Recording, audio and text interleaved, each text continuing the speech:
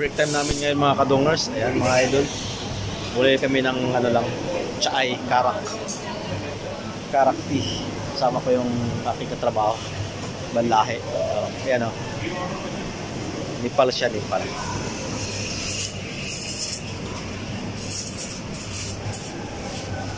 Kasi kumain na po ako sa bahay. So maganda lang kami mag milk tea or Karak tea. Masarap kasi yung Karak tea dito sa McDo. 3 real lang siya, affordable. Kasamahan ko parang Koreano. Pero Nepali siya.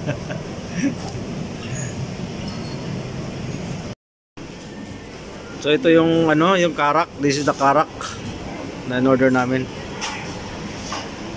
Saka mayroong promo, libre ito yung parang dessert na pineapple stick.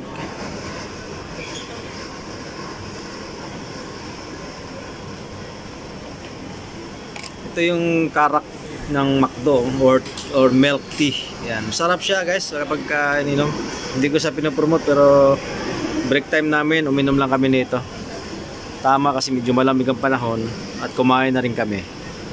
Ayan.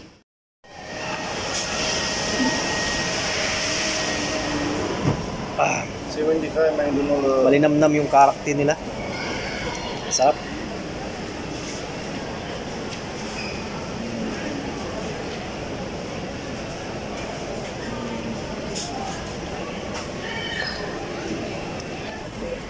Oh. Ito lang nakayanan ng mga break time ng ano, mga katrabaho. Ay. Yang ano daw? Uy, ari to open apple. Laging may kape si McDo. Dahil konti ng price. Masarap sana sa busog ko eh. Pag mamayang gabi yan, gugutomin ka niyan.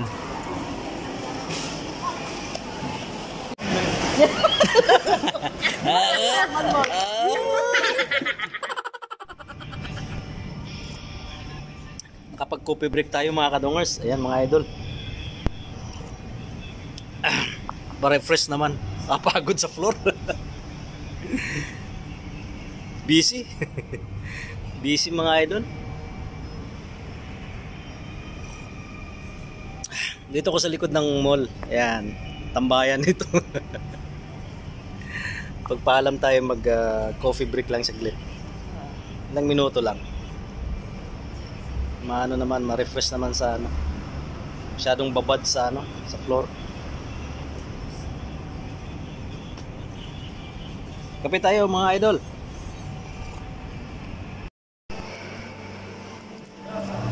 Pauwi na mga idol. Tapos na yung araw naman.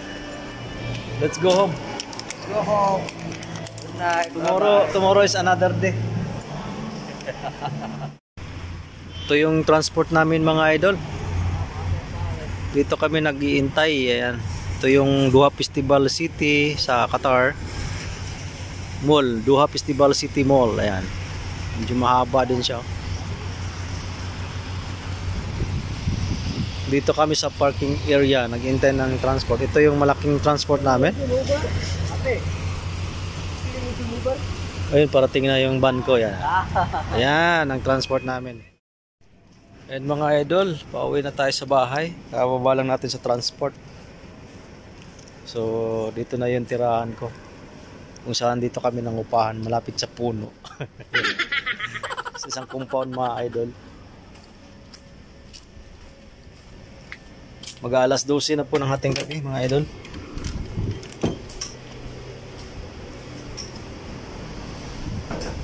Kasi yung pasok natin madalas pang closing, so ay compound namin to hanupahan.